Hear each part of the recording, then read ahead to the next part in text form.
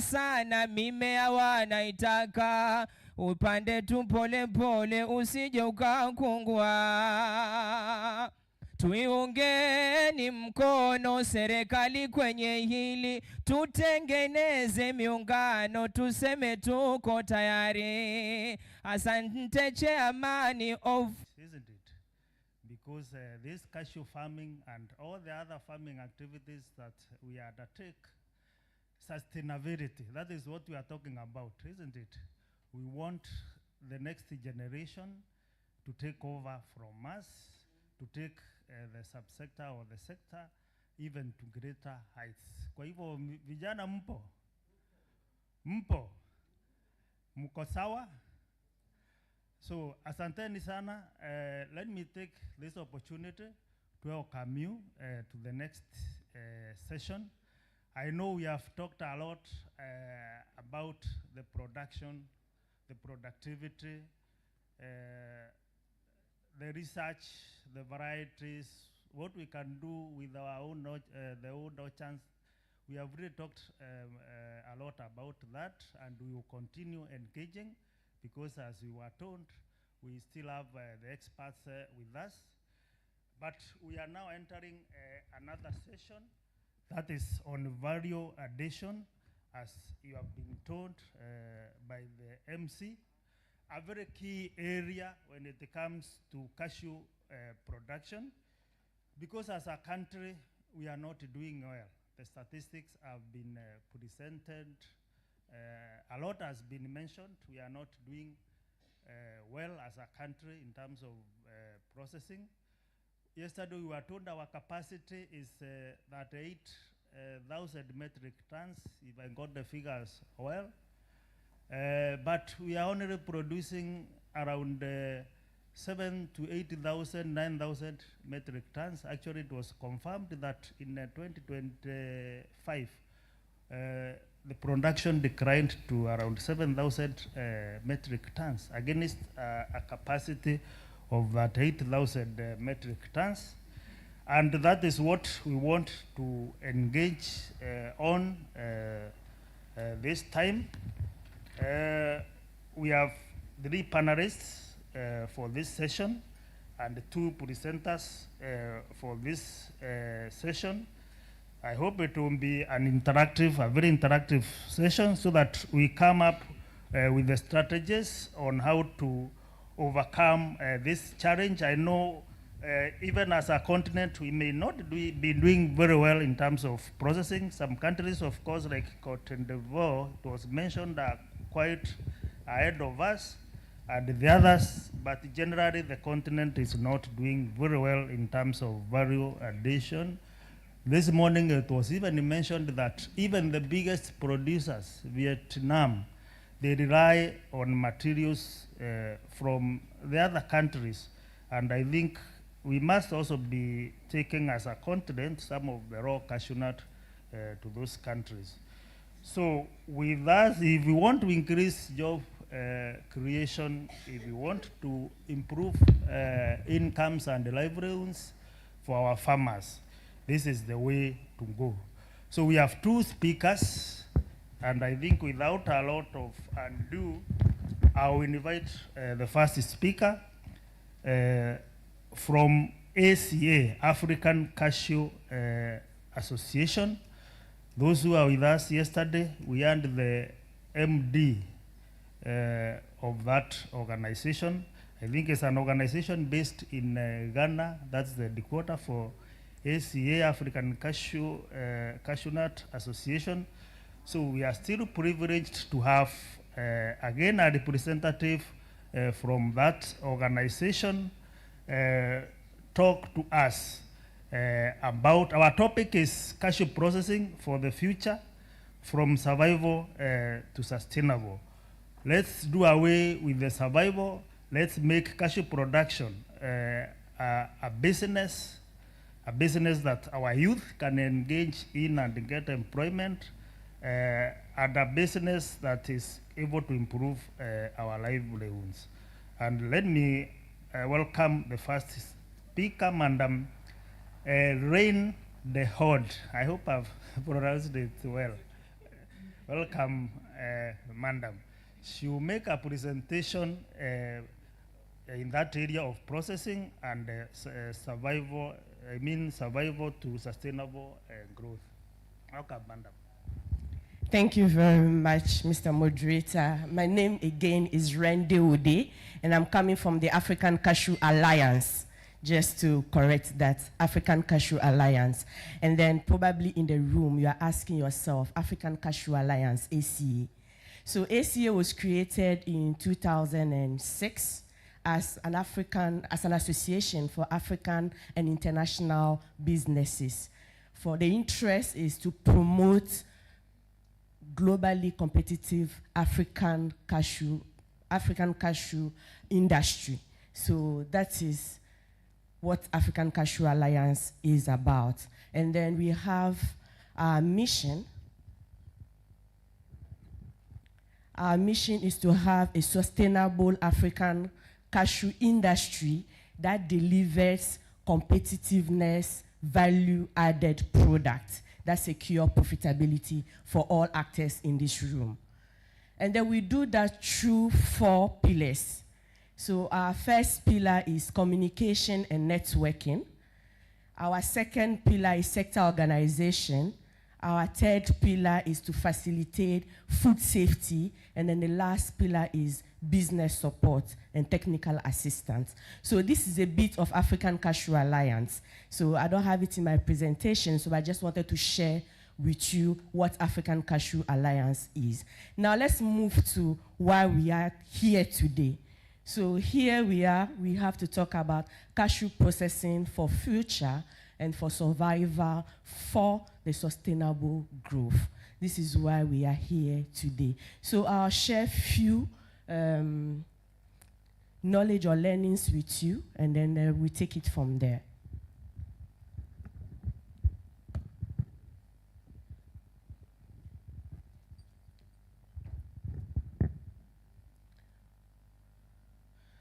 So for my overview, I'll look at global trade of RCN and kernel. And it is good, let me thank again all that supported for this event, because this morning we've talked about market.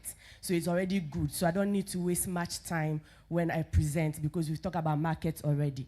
So now we'll look at the topics for today. What are the questions? So the question is, what policy and industry interventions are needed to support processing growth and then allow for survival for sustainable growth? So these are the overview of my presentation. So here I have a picture that is talking about global trade of RCN and kernel. So when you look at the green part, basically it's about production. So this morning we've heard we produce a lot. So you see that in the map, I wanted to try the pointer.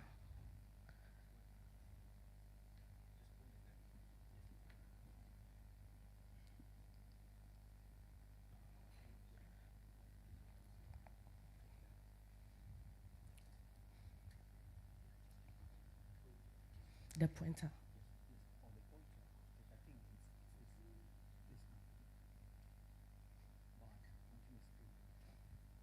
Okay, so fine. We have it already in green. So wherever you see green, it's production. So production, you see that in West Africa, we have there showing 50%. And when we come to East Africa, you see that it's 8%. So making it 58% from African production. That is moving from Africa to Asia. So we have India and Vietnam. You see India there is about 21% because they produce and also eat everything they have. Then they have to outsource from us in Africa. And then when we look at, after we buy the RCN from Africa, it's moved to Asia. And then later, it's also processed in Asia and then moved back again to Europe. You see that it's a long one. When you see the breakages in the line, the red one, where it's moving from Asia and it's going to Europe.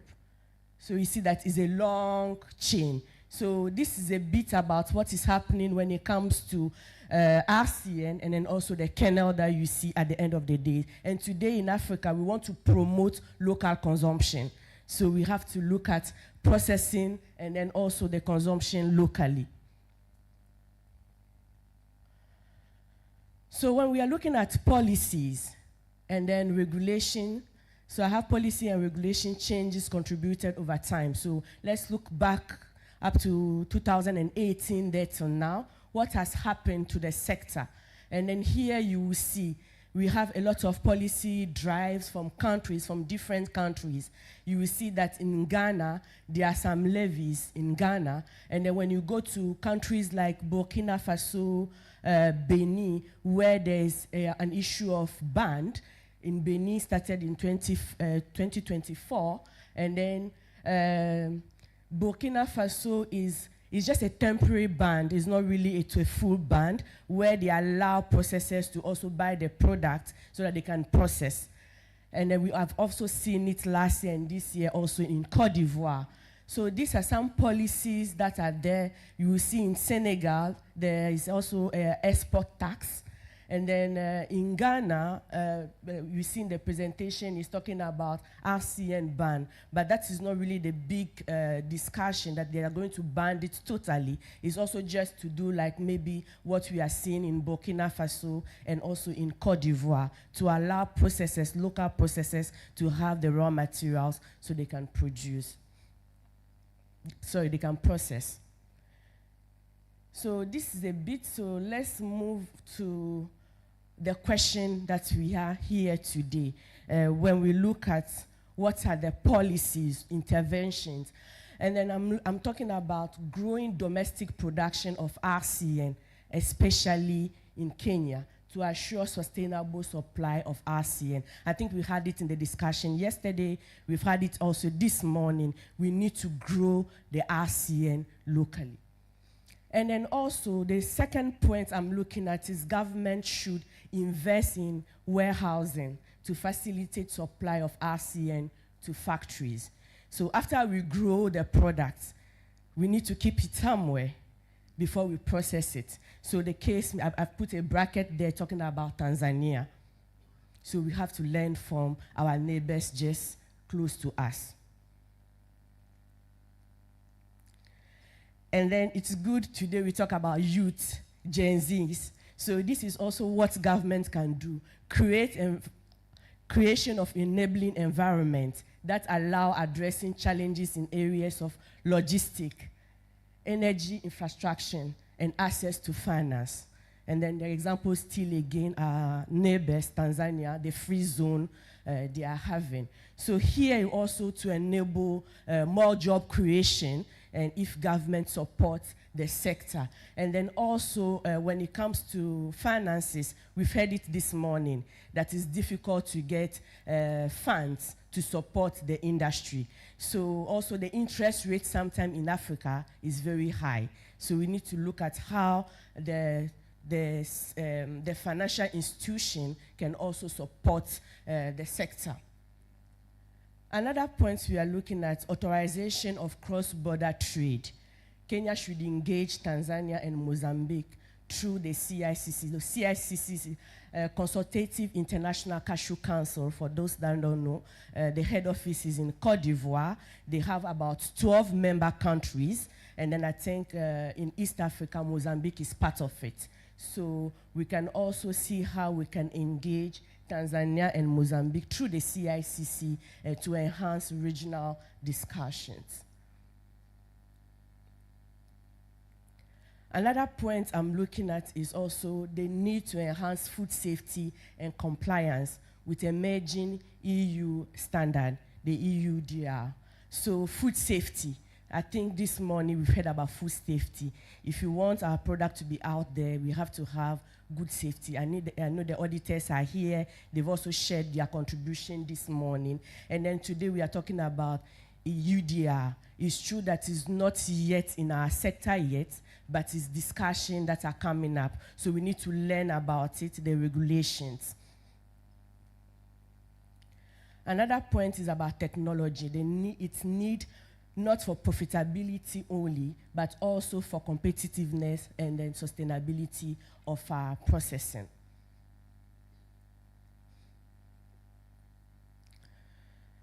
Human capacity is very important to have staff trained. So we at the African Cashew Alliance, what we do is that we are also enrolling trainings that we call the Master Training Program. I'm sure some of you have participated. I've seen 1 or 2 people that have participated in the training. So it's also good to train our staff so that at the end of the day, we will have a lasting result. So training, capacity building is very important also in the sector. It's also part of the policies and regulations that needs to be done. And probably the last point when it comes to the same topic is the byproduct processing for a reason of sustainable competitiveness. We must aim at both export and local markets. We need to ensure that we utilize cashew apple shells for diversification. So I heard this morning that we have products. If when we go to the booth, we see a lot of products that is being done with the kernel. We will have coated cashews with chocolate, with so many things. So we need to do that. But let's not look at just the kernel itself. What about the apple? We can have juices. Can we also look at the apple? Can we also look at the shelves? The shelves, we can even do briquettes with it. So these are things that we need to do in the sector, because sometimes we just throw away the shelves, but we can utilize it for other things to make money. So please, let's look at all these byproducts also in the sector. So this is what I have to share, but before I end, I would like to invite all of you to the African Cashew Alliance conference. So we organize it every year, and then this year is going to be in Accra, Ghana. Since I'm here in Kenya, I hope to see all of you also in Accra. And it's going to be from 15 to 18 September. Thank you very much. Thank you, Madam Lane and Dihonde. Thank you for that good presentation. You have highlighted the areas, the policy intervention areas that we need to focus on, starting from growing, increasing production and productivity, which has been mentioned quite a lot by many of the speakers, to storage and warehousing, so that we don't lose or we don't have the quality deteriorate in the process of storing what we produce. The area of financing, I know that one will be discussed later. We need the policies about financing, so that we ensure a well-funded and a sustainable industry, so that we move from the survival, which is the current trend in the country and almost across the continent. The area of cross-border trade, very key. I know we change levies when we want to export or import raw material from neighboring countries. We need the policies and the good guidelines on that area, so that we do not hinder the development of our subsector, including the safety measures she has mentioned, the EDU, EUDR, which is currently applicable in coffee. We are not sure what may happen also in the cashew subsector, whether we may have those kind of safety issues needed to be implemented in the subsector. So I think a very good presentation. Makofi kwa Ryan. Hiyo inatosha, tumuongeze. You know, she has traveled from far to be with us. That's a big sacrifice. Thank you very much, Rain. The next speaker is from Nasadmo, one of our big processors in the cashew industry. They are one of the big processors. Of course, we have others, but I think they are one of the big processors in the country.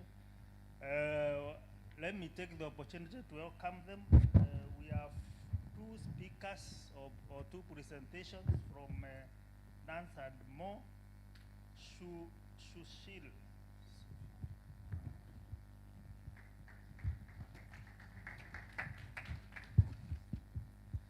Karibu sana, hiyo imetosha kwa Shushil.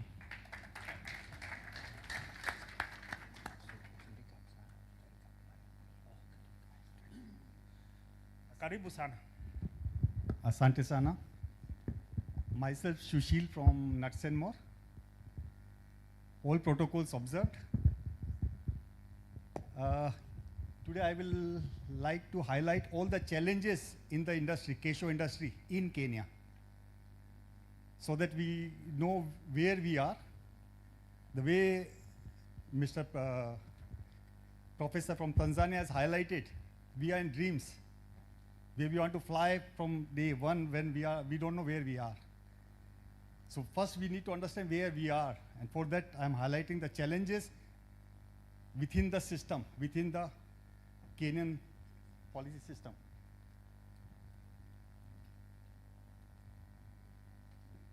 The biggest challenge, non-availability of sufficient raw cashew nut. That's known to everybody. And figures speaks in itself. And the whole reason is we have never taken care of the farmers, and still we are not making an effort how we can support the farmers. What are the issues with farmers? We need to first understand the farmers if we want to revive this. We as a processors can't do anything unless we get enough crop. So we are dependent on the farmers.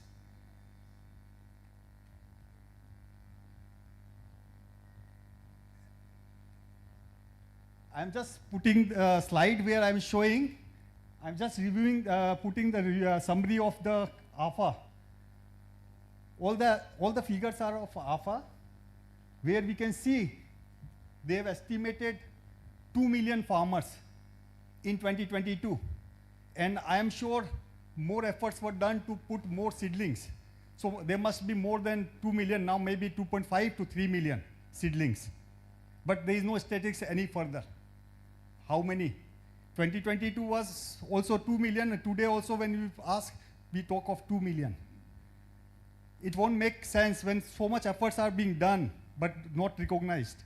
The statistics we are providing is of no value if it is not true. So we should know if we have taken as a stand as AFA, representing all the boards. Yesterday a question came from the team that why don't we have cashew board, like a coffee board, or coconut, why can't we have coconut board? Yes, you need infrastructure support or other things to have the board in place. But if we don't have that concentrated, then we will never achieve also. To have general body will not help. We might need a focused efforts, somebody who is responsible for that sector. So if we look into the statistics, I've maintained the estimated cashew trees in 2024 to 2.3 million. But out of that, majority is immature. They are not generating anything. So I just estimated maybe 500 to 520 trees might be generating. And out of 520 trees planted in 59,000 acres, cashew processing per acre is 8 to 9 trees per acre. And which is the true fact. If you go into any farm, you will only find 5, 6, 7, 8 trees. You will never find many trees. And this is a real fact. And that real fact is coming based on, I'm just considering 520 trees, 520,000 trees in the hectares, in the acres we are talking about. And then comes the yield per tree. Based on these 520 trees in that area, we can see that average cashew nut which is coming out is 15 to 17 kg per tree. So it's so low producing. So it in itself it speaks that either trees are so old that they are not in position to give more fruits, or there is some other issues which we have to identify. And based on this statistics, as per AFA statistics, there are 61,000 plus farmers. 61,000 plus farmers. So based on, but I am presuming that in 65,000 plus farmers, only 6,500 farmers are of cashew. And with the crop we are generating, per farmer yield is like 1,200 tons, 1,200 kgs per farmer. And with 1,200 kgs at the rate of, if I multiply by a rate of 70, my revenue of the farmer is like 73,000 shilling in the year from the cashew tree currently. So all farmers are very small. They doesn't attract the taxes, but nobody is looking into whether farmers are supposed to be taxed or not. Are farmers eligible for the tax? Because they are small, having 1 acre, 2 acre, 3 acre, 4 acre. I will show you, even if you have 8 acres of land, unless you do something very extraordinary farming, you will not be able to achieve 1 million generation in 1 year from that 8 acres. And we all know that 95% of the farmers are having 1 to 2 acres. So everybody is below 1 million. So if everybody is below 1 million, why we are talking of taxes? They should be exempt. If they are exempt, then we should just give them easiness. We want to put the E-teams. And then these people are illiterate. They are not to that level. They don't understand. And they also get harassment from they are afraid of the harassment from the KRA. So they don't want to even give an invoice. So what do you want processors to do? Either take in black, in cash, and then if we, as a processor, buy in black or in cash, then we can't account for the costing. And if we can't account for the costing, the whole turnover became a taxable turnover, which is also not fair. These are just the statistics I am just showing of AFA, which I have just again converted into what's the production per acre in kgs. In 2024, the production is 130 kg per acre. 130 trees, 130 kg per acre. That's the production we achieved. Per acre, 130 kg only. Because in per acre, we have 7 to 8 trees only. And the reason is, they say low farm gate prices. But there is no farm gate prices in Kenya. There is nobody who is fixing the price. So I don't know what farm gate price is. I just got to know this year, as Nuts and More had made an effort, they instead of buying directly from the brokers or the consolidators, buy also directly from the farmers. We went to the farmers, to the root level, and tried to buy. The issue is coming. Yes, we are also going with a digital weighing scale and everything. But farmers are not able to give the invoices. And without invoice, we can't buy. So then we are left with no option but allow them to go to the consolidators.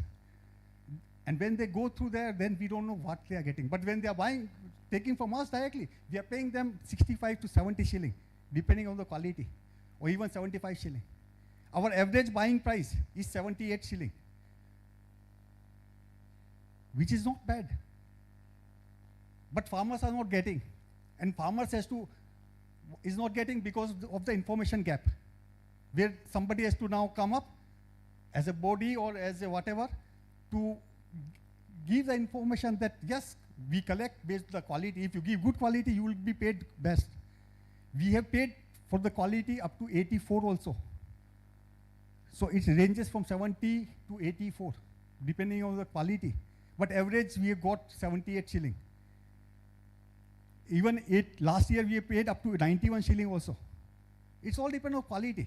Because you need to understand, in Tanzania, they get good money for because their KOR is in the range of 50 plus, 50 to 54 also.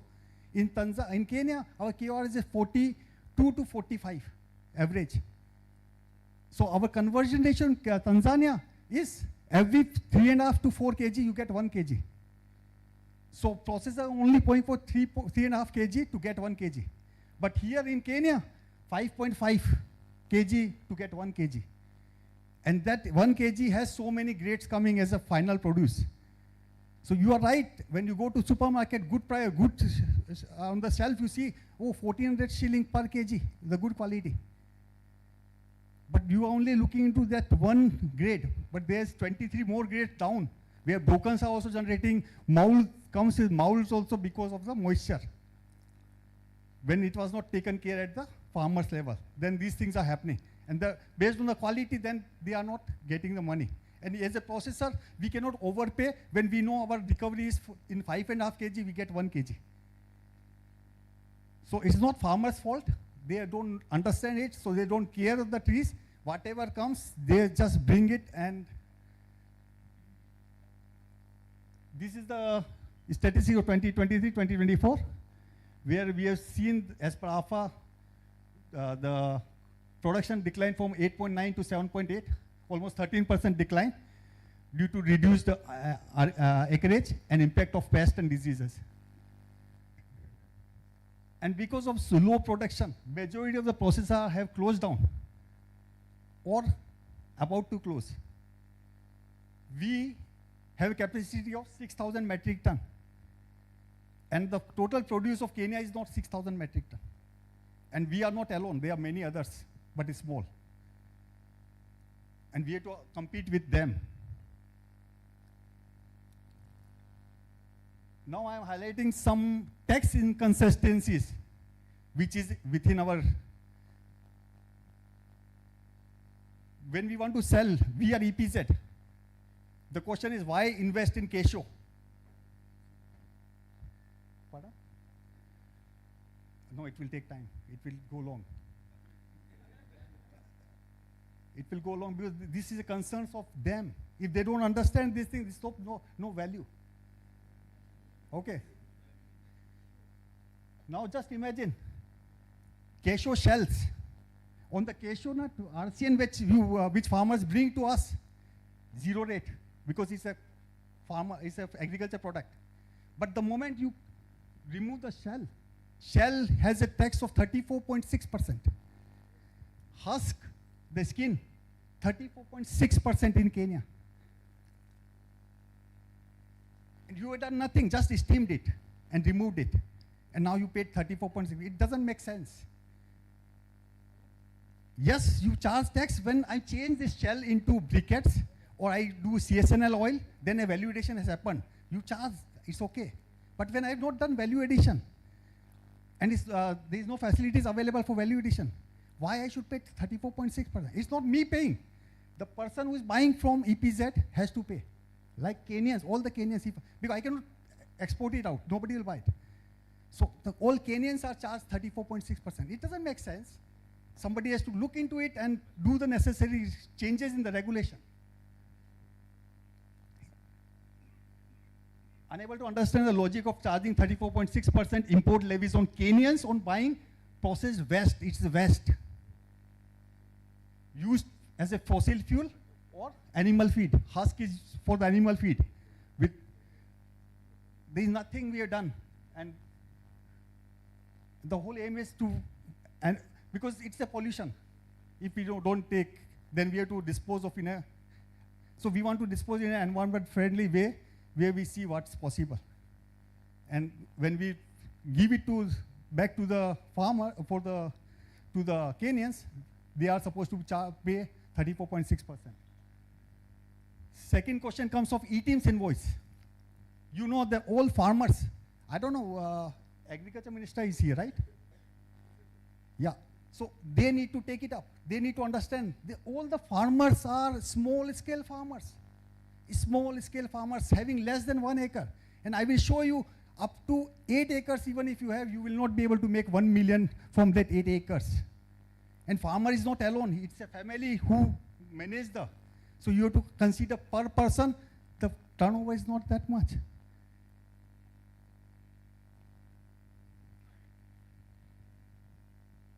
I'm just showing turnover tax in Kenya, which is from 1 million to 25 million, 1.5% only.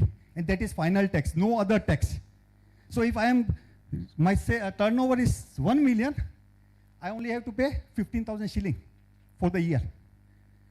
But if my turnover is 900,000, less than 1 million, I have to pay 270,000 instead of 15,000 because 30% comes. Somebody has to look into. It should be exempt. If somebody has to pay 1.5% final tax at 1 million, and below 1 million he has to pay 30%. That's why I want Agriculture Minister to come to propose to the cabinet that below 1 million it should be 0. Then only farmers can survive. Turnover tax is final tax, 1.5% of gross. No expense to be shown. Now I'm showing you small farmers and big farmers. When I say small farmers, farmers supplying 600 kgs in a season are generating 42,000 shilling. And they need number of trees required is 24 in 10 acres, and number of acres required is 2.4. If they have like 2 to 2.4 acres, they can generate 42,000 shilling. That's not for final. But majority are small farmers. Big farmers, I will say somebody supplying 5,000 kgs in the season. Even 5,000 is generating 350,000 shilling only. But now I'm coming up with 1 million. How to generate 1 million? To generate 1 million, I need to supply 14,375 kgs. I'm using a rate of 70. I'm not using 61 or 51, which AFA is declaring. I'm using a rate of 70. At 70 also, to generate 1 million, I need to supply 14,375 kgs. And with the yield of 25 kg, I need to have at least 575 trees in my field. And to put 575 trees with an average of 40 trees in an acre, I need 14.4 acres.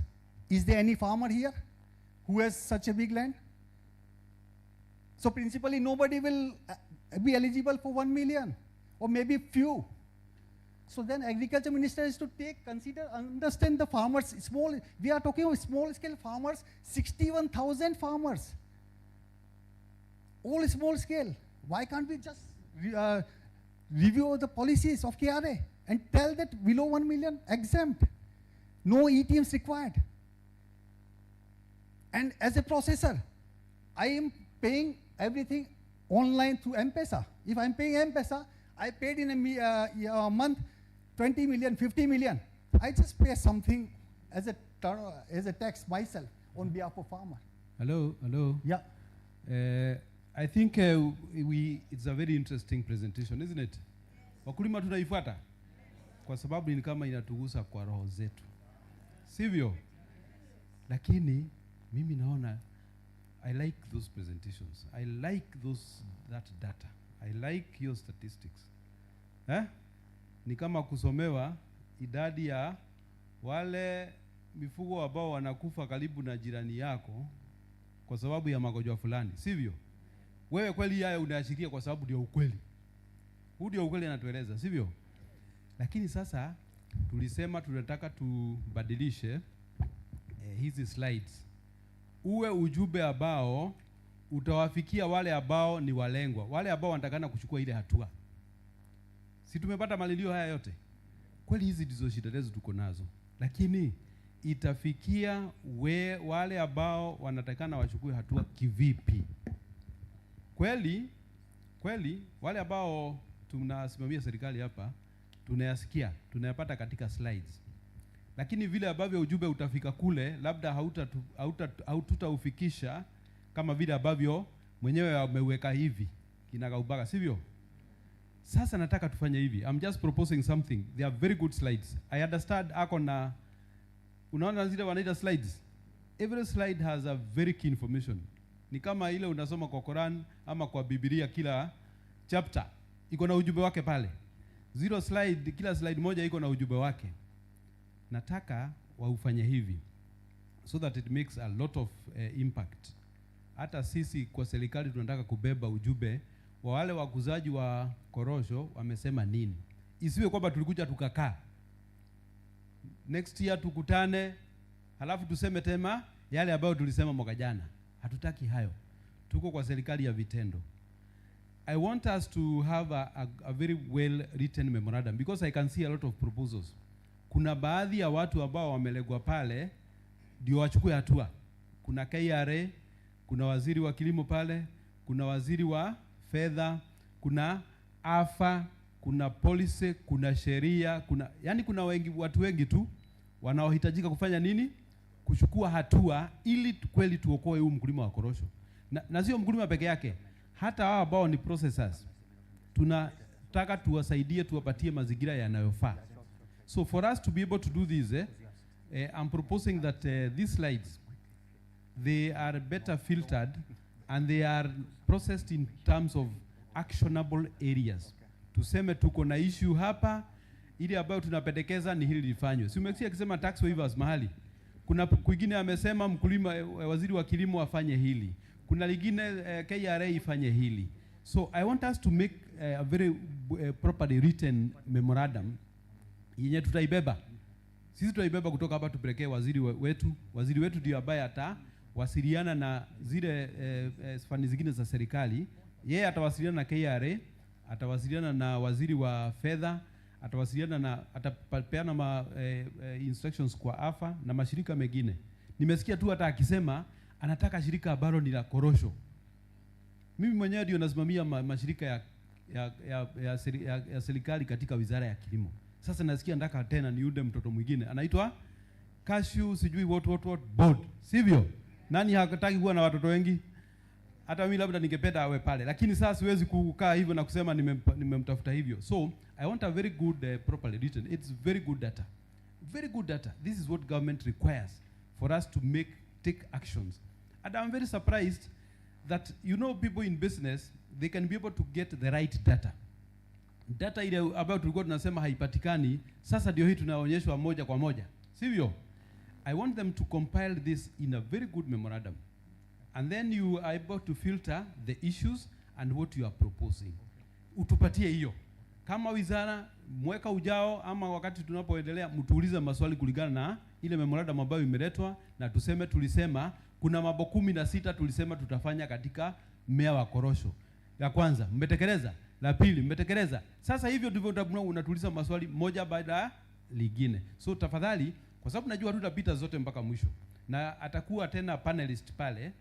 Kuna maswali bado tutazidi kuongea na yeye. Lakini iwe compiled into a very good memorandum. So secretariat na DG, tafadhali nataka tukitoka hapa tuwe na wawili watatu wakae na hawa wagwana na wengine watutayarishie nini? A memorandum. Na hawa wote wamesema hiyo memorandum sisi tunaiunga mkono, sivyo? Wagapi wanasema tuuge mkono hiyo memorandum na hiyo mambo yetu pale? Mimi naona ni wagapi hawajasema? Ni mmoja tu hapa hajasema, lakini naona ananitumia kwa simu. Kwa hivyo tafadhali tusimamie pale, lakini memorandum ya zile slides zote na all the issues tafadhali mtupatie hapo nazo. Now we were just speaking and saying korosho is very very nutritious and we need to promote it. So thank you very much. Please just summarize, okay, and then we are able to move forward. Thank you very much. Thank you. Okay, thank you. We have a plant which can generate 6,000 tons every during the year, and that's a single shift. So in 2 shifts is like 12,000 tons we can have it. We are EPZ. As EPZ, we can't operate outside the premises. So we need to have another company who collects on our behalf. So we have to form another company outside, which is Prime Cashew Nut, who collects and then bring it. Because EPZ has to do entry for every collection. I cannot do a entry for 30 kg, 50 kg, 100 kg, 2000 kg and 2 kg. So I need another company, which is resulting into a tax exposure shifted. As EPZ, I have 10 years, no tax. Even if I don't have any ATMs invoice, I am okay, but I cannot operate outside. I need a solution. Either I am allowed to operate outside, or so that I don't care of the ATMs, or give me a solution where I don't need to have ATMs invoice even for my other company, because farmers are not giving. And best is if there can be a Cashew board who can fix the monthly farm gate price. So even if there is no invoice, the farm gate price became the cost. So that automatically on that, tax is paid by processors on behalf of farmers, and farmers are relieved. So you will have the tax burden reduced of 61,000, managing 61,000 farmers, when processors alone can pay on their behalf for all the collection done. So this was the food of thought, where we can take and pay more than what you will get from the farmers. You will not get any, because everybody is exempt. But you can, so 1.5 on the farmer on the turnover above 1 million, you just give us 0.5 and we pay on behalf for all the farmers, irrespective. Then comes finished kernel. When we buy finished kernel from Tanzania, I have zero import duty, zero tax. But as EPZ running in Kenya, you buy from me, you have to pay 42% tax. It doesn't make sense. You will never buy from me. You will better buy from Tanzania. You save 42%. It doesn't. This is the nonsense. And it's KRA who has came with the proposal in 2023 in the finance bill. But then KRA is not able to finalize the CBC code. Just because of their nuisance, we have to pay 42% tax. When KRA is the one who has given this exemption, as long as my produce is locally, I bought from local market, my RCN, it should be zero rated. This is Kenya regulation. And 3 years down the line, they are not able to do finance the CBC code, so that they can be 0%. I'm just forwarding. So I'm just saying, it's better to buy from Tanzania, or because EPZ cannot work in this country, and why to invest in Cashew when every money is coming in foreign exchange from EPZ. All new companies who are even coming as EPZ. But then with this nonsense, it's better to come out of EPZ. It's not making sense, business sense. Somewhere, somebody has to take up this thing and raise those concerns. So, provision is there, but not acted upon. So I don't know who can act. That's where the question comes. Then request for support from Tanzania. As a EAC partner, we know we don't have sufficient cashew nut, but what can be done so that our processors can also survive for the time being, until new trees are there who are generating the fruits. When we buy from Tanzania, the raw cashew nut, they charge 15% export levy, or $160 per metric ton, which account for $13,500 per container of finished. Such a big amount on the finished. 15% export levy resulting into $13,042 per container of finished. It doesn't make sense. And as a EAC, we talk that in EAC there is no duties and taxes. Why this nonsense is there? Why can't we find a solution? Why? These are partners. They also get benefit from us. We should also get benefit from them. At the EAC level, we should find a solution for that. Thank you. Sorry for using the words, but it was a frustration which is coming out. After investing almost $11 million, we are not able to survive, and right now we are just making losses because of all this bureaucracy. Thank you. Just a minute, Chair. No, just have a seat. So I think we are very happy that we are getting a feedback. And we want to convert, you know, there are a lot of nonsense in it. We want to convert those nonsense into profit for Korosho. And we are listening, government. We want to know which are those areas that he has been able to pick. We want to see them addressed, and sisi hatutaki kuumiza mkulima mwenyewe. Kwanza ile nimesikia kuatika wale ambao wametekeleza maneno yote ni kusema we don't have enough korosho. Hiyo ni cha kwanza. Akasema wakulima sijui wako 61,000 peke yake. Kwa hao Hata hawa ambao wako sio tunajidai, lakini tunasema tuko na korosho. Mikorosho ni 5 mpaka 8 kwa eka moja. Na hata hiyo ni ile mizee. Ile tena imefika menopause. Tena tunawakujia kwa taxi, tena tunakuja kwa hizo. So I can understand the bitterness, because this is what you do on a daily basis.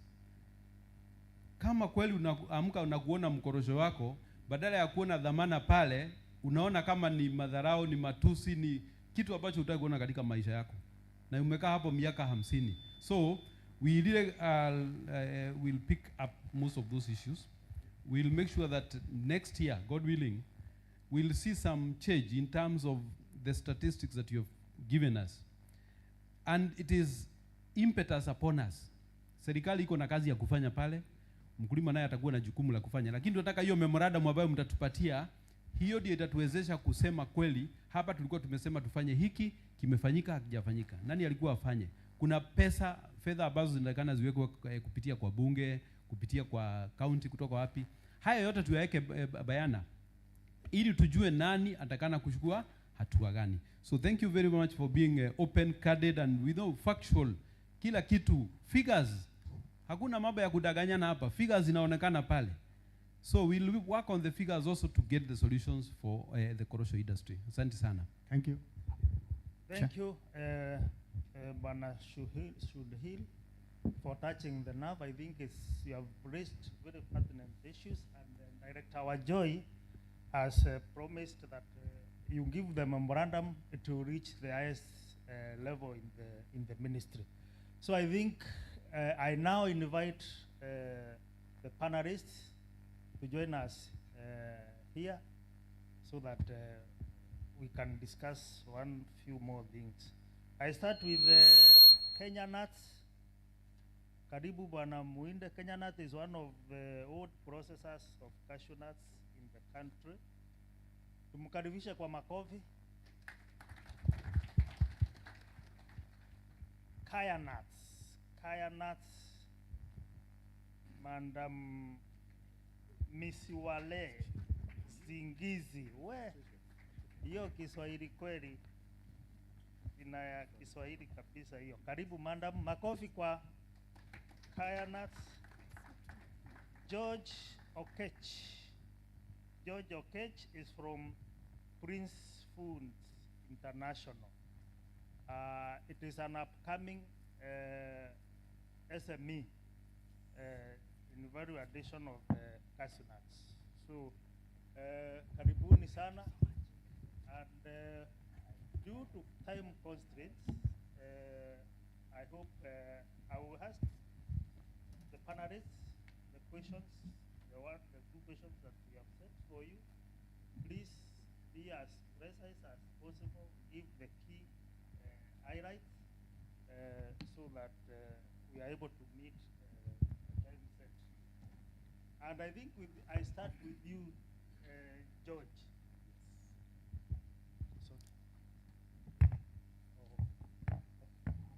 So I will start from our upcoming SME, our upcoming SME, Prince Food International. You are entering the value addition of cashew nut, processing of cashew nut. Maybe you can tell us, we have been told that the supply is an issue of the produce. Maybe you can tell us what supply chain improvements are needed to ensure that the steady flow of raw material. Then after that, you can also tell us how can processors like you ensure consistent quality to meet export standards. Karibu. Thank you. Thank you for this opportunity. I think I'll go straight because we've had so much. Na nitakuwa nikiongea kwa lugha ya Kimombo na Kiswahili kwa sababu mimi ni mtu wa chini kama nyinyi, sivyo? Si tunaelewana? Ndio tuweze kusonga vizuri. What supply chain improvements are needed to ensure steady raw material flow? To ensure cashew nuts cashew nuts as raw material, we need to look at a steady process flow, starting from the farmer all the way to aggregation and logistics. So it's not just the big companies that are coming to look for the cashew nuts. And as mentioned earlier, one of the things I want to highlight here, my colleague on my left has brought a very powerful presentation, and please let's take it seriously. Now, ile kitu inafaa tufanye, all the farmers, we need to be connected to the processors, because one of the things amesema pale ambayo imeniguza roho ya kuwa there are some processors who've closed down because there are no cashews. Sivyo? Si amesema hivyo? Mimi nanunua cashew from Nuts and More. Nilikuwa nanunua from Perfect Fruits, nanunua from Farmgate, nanunua from Cashewland. Lakini kuna wale ambao walifunga. Walifunga kwa nini? Supply iko chini sana. Kwa hivyo sisi kama wakulima, hebu tujiconnect na processors. When he's talking about 1 acre, na mwingine akona 1/4 acre, can we come together and say, this group, sisi, tutakuwa tuna supply nuts and more with our cashew nuts. Ndio akikuja anachukua volume. And that one takes us back to the previous panelist, I think from Lake Kenyatta Lamu, ambaye alisema wako na cooperatives. Si sasa tutaelekea mambo ya cooperatives. AFA had given me the authority to move to farmers and processors and all those guys to bring them together. Nilijaribu sana kule Kilifi, hata Kwale pia nafanya nini? Najaribu kuwaleta pamoja. Tunaelewana tafadhali farmers? Si tulisema lazima tukue na actionable strategies. So number 1 strategy, lazima tukue na uhusiano na processors. Si ni sawa? That is number 1. Number 2 is farmer aggregation systems. Kuna wale ambao wako hapa katikati tunawaita brokers. Nao saa zingine wanacheza game ambayo sio mzuri. Why? They are not helping the processor and they are also not helping the farmer. Anakuja anachukua cashew nut from the farmer kwa bei ya chini, lakini kwa processor anataka kuuza kwa bei ya juu ndio apate markup, si ndio? Hiyo ni number 1. Why is he hurting the processor? This is the way. Yeye bora cashew iko pale, he'll take the cashew to the processor without checking the quality. So the processor, 5.5 raw cashew nuts will give you 1 kg. At times, even 7 kg raw cashews give you 1 kg. So it means the farmer aggregation systems pia lazima wakuwe na training. Ukienda kuchukua cashew kutoka kwa farmer, kama you've been licensed, do you know the quality of cashews that is needed? And that is very important. So that one again takes me back to strengthening farmer cooperatives. Tuko pamoja? Aya, kuna kitu ambayo inaitwa better post-harvest handling of at farm level, kwa sababu farmers lazima wakuwe trained on how to dry. Watu wanaenda wanachuna zile mikorosho wanazitoa, lakini drying process, hapo ndio tunakuwa na moisture content ambayo iko juu. Kwa sababu hawajajua, wanaziweka tu hapo kwa mchanga. Wakizichukua naweka ndani ya nyumba mahali tu pale chini na wamezifunika na gunia. Jamani, hiyo umeleta moisture content ya hali ya juu. That quality ya cashew nut hata ukiprocess, it is so low. So most of these processors will tell you that what is not of quality wanaweka aside. Ile ambao nabaki nao ndio maana bei iko juu. Mimi as a SME, I used to buy cashew nuts from Kwale, 450 shillings per kg. Right now, if I go to his factory, I'll buy 1,200 per kg. Na utanunua kg moja, unanunua ile vacuum package ya 10 kgs. So that one is over 20,000. So these are some of the things lazima sasa tuangalie. He has talked about pricing systems, which is very good. The price volatility causes farmers to switch crops or delay selling. Kwa sababu unakuta saa zingine hii cashew nut ni 70 or good quality, saa zingine unasema kuna jamaa amekuja hapa anataka kuichukua at 30, farmer mwenyewe anaumia, kuna school fee, kuna chakula, sasa yeye naye fanya nini? Amepeana. Sasa kuna haja gani ajitie bidii ili cashew itoke of quality akijua atauza 30? Hii ni mambo lazima sasa tuangalie. Imefika mali sasa strategy yetu lazima ikuwe actionable. Lazima tukuje pamoja kama farmers, lazima tuungane tufanye nini? Tupewe training, tujue that quality, just like Professor mentioned yesterday, quality starts from how you treat that soil. Quality goes on to how you raise this cashew nut tree until the harvesting time. Quality sio ile imefika kwa processor. Kwa sababu professor alituonyesha zile cashew nuts that are of no quality. The other thing is efficient rural procurement networks. I think ndugu yangu pia amesema, na lazima tujue serikali wale ambao wanafanya hii brokerage lazima wakuwe na license. And I think that one, when AFA is training us, they can license a few who have the knowledge of what quality is, so that when they are doing procurement from the farm and connecting to the processor, we have good quality, we have enough tonnage from each farm.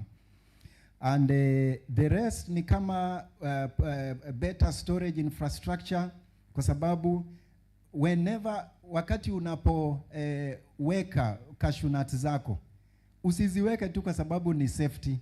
Kuna mambo mengi. Ndugu yangu hapa alikuja akasema kuna salmonella. Hizo salmonella zinaleta kwa sababu storage haikuwa sawa, kwa sababu imepata ile unyevunyevu, moisture. Hizi ni mambo inafaa tuangalie. Lazima tukue na zile jute bags na palletized storage instead of open stacking. Sawa sawa. Ya mwisho nitasema ni tukue na improve financing for farmers and traders, so that these cash constraints that force farmers to sell early or to middlemen iweze kuisha, na hiyo itakuwa ni ya muhimu. So nikimalizia hapo nitasema hivi that cashew, a steady raw material flow depends on transforming supply chain from the farmer mpaka kwa the processor, si ndio?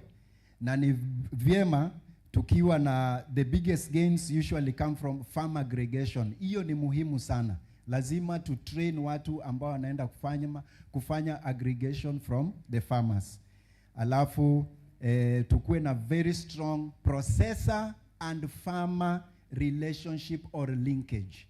Tafadhali hapa tujue kuwa wale farmers wa Kilifi, when you are doing your farming na umetengeneza korosho yako ni nzuri, ujue kuwa nuts and more are interested in that cashew yako. Hivyo itakuwa ni kitu ya maana. Niendelee ya pili, nimalizie, hata itakuwa ni dakika 2 tu. Moja. Yes. Okay. Okay.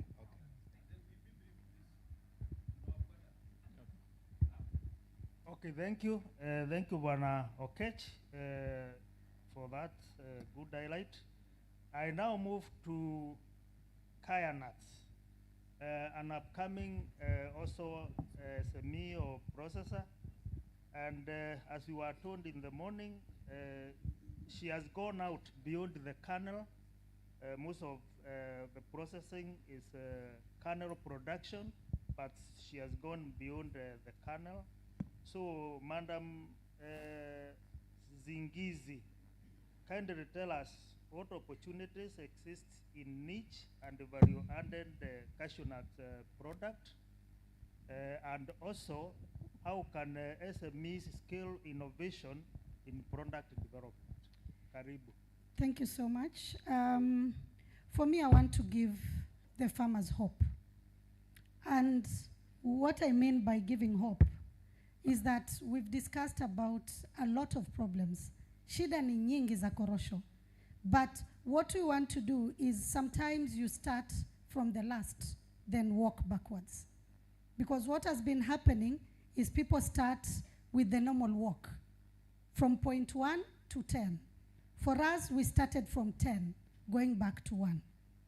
And we will meet the other players in the market along the way. And I'm just here to show how there's a big market for us. And the big market is there in value addition. Because I remember last year I went to Tanzania, and Watanzania walisema Wakenya nyinyi ni wajanja. Hamna korosho, lakini korosho zenu mlivyo zipackage, mlivyo zitengeza, mnakaa ni kama mna korosho na hamna. Sisi ndio tuko nazo. What does that show you? That we have market. And I want to use this time to just give you hope, because we can all meet along the way, because the big processors are there. But I like the other guy in the morning who talked about how to empower the farmers. Kusema kwamba hakuna. We've talked about a new drought-resistant tree that is short-term, that is 2.5 years. Can we start working on planting as we think about value adding? For example, I'll talk about the products, and I hope you can see maybe on the screen. Hii ni korosho ambayo tuko nayo, iko plain, imechomwa tu, na this is baked. There is value added in this product. It's baked. Haijatiwa kwa mafuta, haijatiwa kwenye kitu chengine. Imeokwa, imebekiwa, it's baked. But we are saying, there are those nowadays, people like fancy things. There's something called natural, vegan, plant-based, you know, protein, and all that. So we said, okay, there are those who like things done better. And this one is just a salted cashew. But it's not salt ya nyumbani. Si salt ile nyeupe tunatumia ile. This is done in herbal salt. Because we know, those people who want natural, plant-based, vegan products will want something done in a more natural way. So, korosho zetu hazina mafuta. No oils, no additives, no preservatives. Then, tukasema, okay, tuendelee, tutie pilipili, kwa wale wataka. Right? Tukasema, tuendelee, hata za nazi. We are trying to create value from within the coastal communities that are producing cashews. Tukasema, we are doing coconut cashews. When you open this packet of cashew nuts, it is coated in coconut. Sawa, tuna zingine tumefanya na herbal, tumetia asali, tumeendelea. Now we can go as far as putting black pepper, tia jira, iliki, whatever you want to do with your market. But we realized along the way, when you use the full kernel, you have a lot of broken cashew nuts. Zimevunjika vunjika, hatuchanganyi. Tunasema hizi za kuvunjika tutazifanya nini? We went ahead to say we are doing the cashew butters. These are spreads, the cashew butters. So from the broken cashews, you are not getting any waste. Instead, we grind it into butter. Sawa, kama peanut butter. We said we still have a lot of waste. And we said we are doing something called the energy bar. Hii ni kama energy bar, it's full of protein. So tumechanganya korosho, tumechanganya nazi, tumetia oats na tende. Everything, as you hear me speak, is natural. Going with the world craze of plant-based, vegan, natural, and there are a lot to do. Anyway, tukasema, okay, sorry, I'll pick it. Haya ni maziwa ya korosho. Okay? Maziwa ya korosho. Zile korosho zilizovunjika, sijui vipi, na zitengezea maziwa. Opportunity for value addition. Hatujamaliza? Hizi ni chocolates. Sawa? I hope we are seeing. Hizi chocolates ni chocolate too. Cocoa, maybe it comes from West Africa, right? But we are saying because we don't have right now, hatuna korosho nyingi, whatever we have, you'll realize like most of our products, 60% of the ingredients ni cashew nuts. So this is chocolate. And then we went ahead. Hapa ndani ya hiki kidubwasha hapa, kuna uji. Sawa? It is just a cashew powder that you mix with hot water and drink. Cashew porridge. Anyway, and sijamaliza guy. In this pack, kuna cookies. Sawa sawa? Ni cookies zimetengezwa na unga wa korosho. So what I'm trying to show you people and our farmers and ourselves as processors, we all have space in the value addition space. And there are more that can be done. And what we need to think about ni kuwa katika market yetu, watu siku hizi duniani wanaenda kuelekea kukula vitu more natural. Na wakienda kula vitu more natural, na kuna watu ambao ni gluten free. Watu siku hizi hata maziwa. Kama mimi, I'm a testimony. I don't use normal milk. I will say I use gluten free milk. When people talk about that, ni kwamba watu wamejitambua kwamba pressure ni nyingi, magonjwa ni mengi, na market iko. So what we are saying is that you can also do, like in the coast, we have many tourist hotels that require small parks like these ones. We can all do it. Kwa stage, kwa ferry, kwa nini, kila mahali, soko lipo. The only challenge, as everybody else has talked about, ni challenge inarushwa kwetu kama wakulima. Na kulingana na ile analysis yangu kiasi ambao naona, ni kwamba mkulima hajapewa kiinua mgongo cha kuwa mimi mmenipatia mkorosho 2.5 years. Mimi niuze 70 bob. So what we are saying, there is hope in you doing the primary value addition. There is a company I was talking to in Cambodia. And unajua wanafanya product yao ni nini? Hawaendi to the kennel nyeupe. Wao wanauza tu korosho na ngozi yake. Period. In tonnage. Umebambua, umeacha na ngozi yake, hiyo tu. It has become a big demand in Middle East, everywhere that people are going. So I think the second question was about how SMEs can scale innovation in product development. Sasa wewe kama mkulima una nafasi kubwa sana. Kwanza bangua korosho zako, peleka kwa processors kama kina sisi, kama ziko na ngozi yake. Soko lipo. Sasa ukiitoa umeinunua 65 shillings. Ukiifikisha na ngozi yake itafika labda 400 ama kitu kama hicho. Si ni kweli? Sasa muachie yule mwingine naye atengeze 400 next stage. Then achia mwingine naye atengeze 400 mbele. So kila mtu anavuta mwenzake katika sisi kuona revival ya cashew nut inatufaidi sote. And then even kwa mfano nataka mkulima mmoja aniambie yeye yuko tayari kukusanya cashew apples.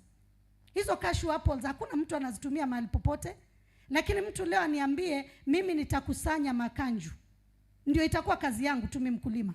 Nikikusanya makanju, dry them. There are people who do dried fruits. We sell them for dried fruits. So I believe there is market for everybody. I know maybe we anticipated to talk more kuhusiana na hii, lakini muda umeenda kwa hii panel. So thank you so much. And I hope anybody with a question, tafadhali, you can visit our booth, see the various things that we are doing around the innovation of cashew nuts. Because for us, we do only all things cashew nuts. Thank you. Thank you, Madam Zingizi. I think you have put it very well. The value chain as endless products that we can have. Then we move to Kenya nuts. Mr. Muinde, 2 questions for you, Kadri. Number 1, how can processors better integrate circular economy approaches? And number 2, what strategies can improve profitability across the processing segment? Karibu Bwana Muinde. All right, asante, Bwana Moderator. I think I'll be the one to save you time because now MC is is moving about, trying to save some time, but we'll try and do that. I think on the circular economy, I think much has been said, and most of the panelists have touched on this. We have a lot to do in terms of recovering from the processes. And I think we need to move from process use and discard to process use, recover, reuse, and value add.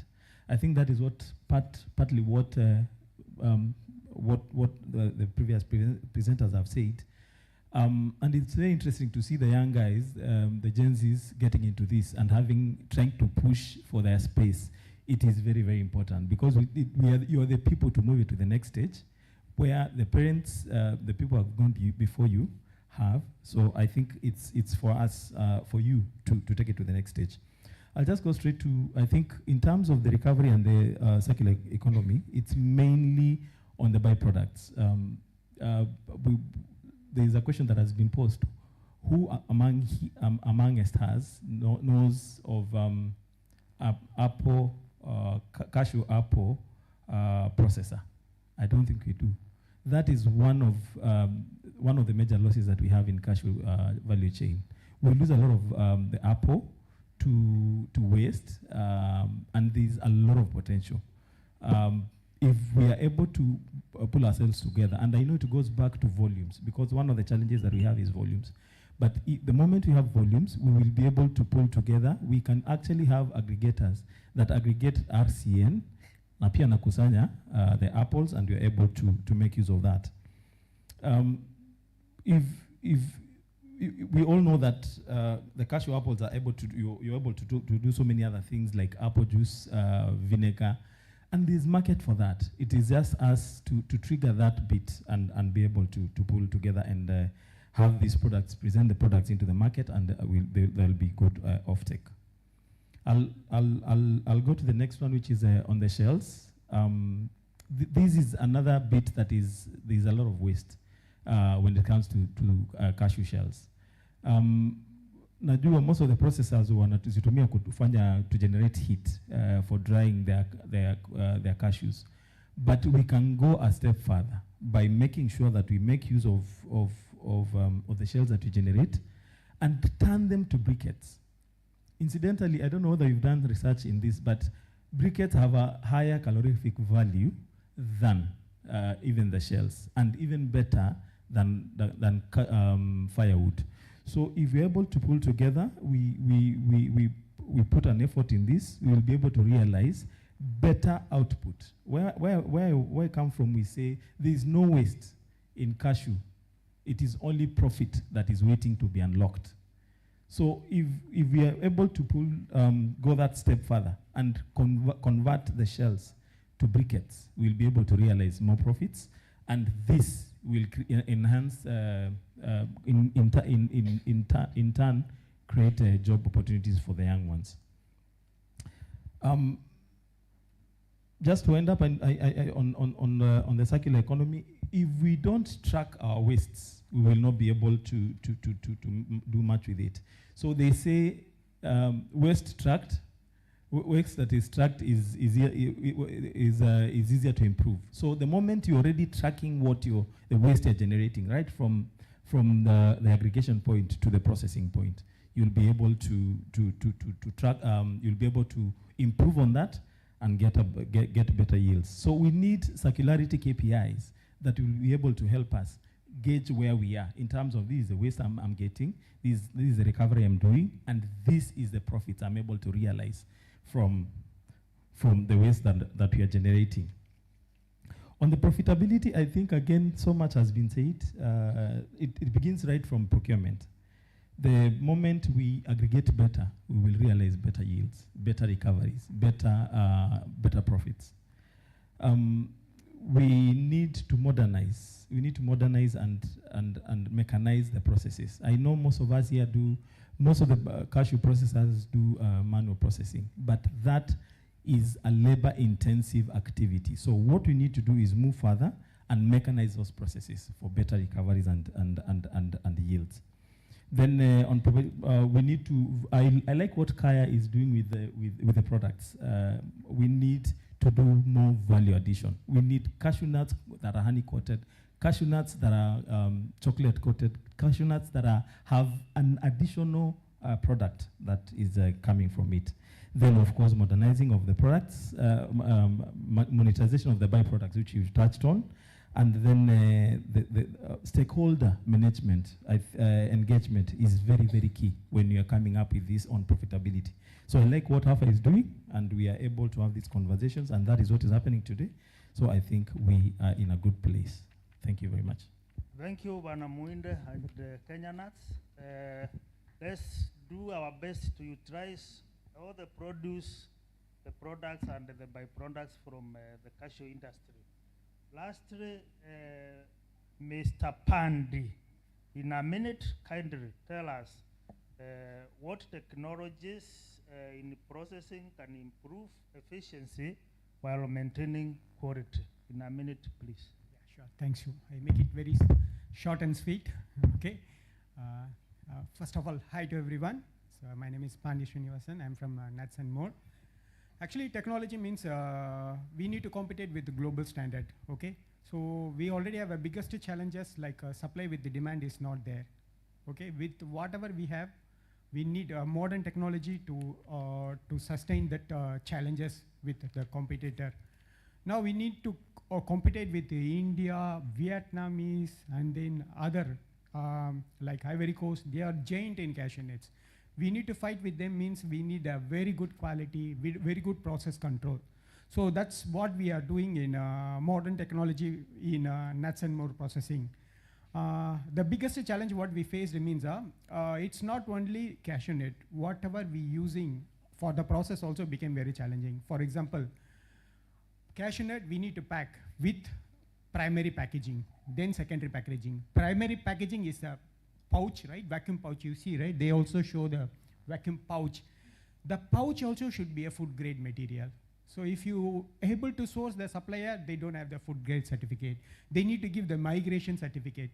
These are the challenges need to be sorted out in Kenya to meet the global standard. Okay, so we are another things we are implementing. We importing a lot of automated machineries. The biggest challenge, if you want to anything modify fabricator here, it's very expensive or you cannot exactly find the right material. So if any small problem, if for example I bought a machine from German, so I need to wait at least 2 to 3 weeks. The technician need to come and then do the service or whatever. So these are the facilities we need to be improved in Kenya to meet the world standard. Okay, so thanks. Thank you very much, panelists. I think the topic is quite interesting and can be quite wide. Sorry, we have taken a lot of time, but you can appreciate.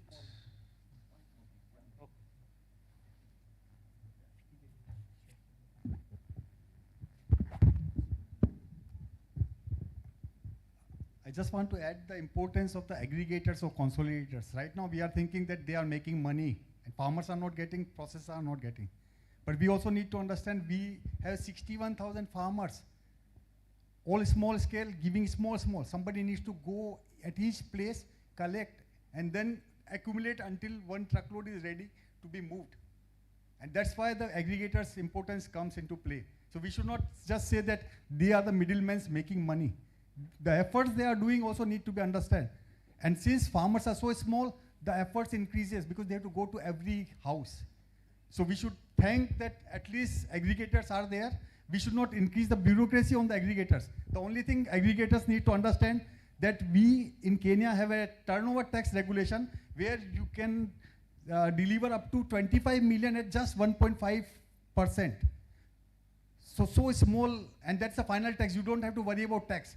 And you have in a house 2 persons or 3 persons, KRA register. You can divide over the 2, 3, and you can serve the full year. So Kenya government has given some opportunity, but we don't know, and we then are afraid of KRA. We need to understand the tax regulation and then take use of it so that we can also fulfill the E-teams and other simple requirements as aggregators.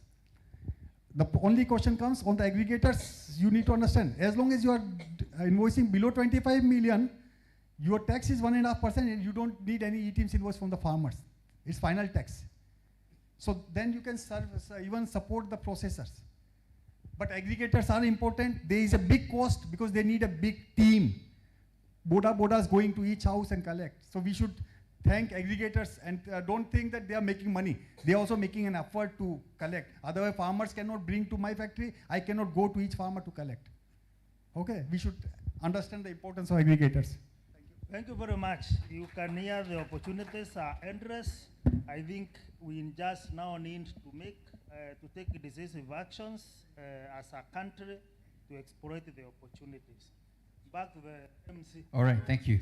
I have my microphone. Ladies and gentlemen, I have room for 2. I can already see one hand and the other final hand. Excellent. I think they were very clear. That's why we only have one question. This is very good. I have come to you because this man accused me of not coming here. Haya, uliza swali. Let's go.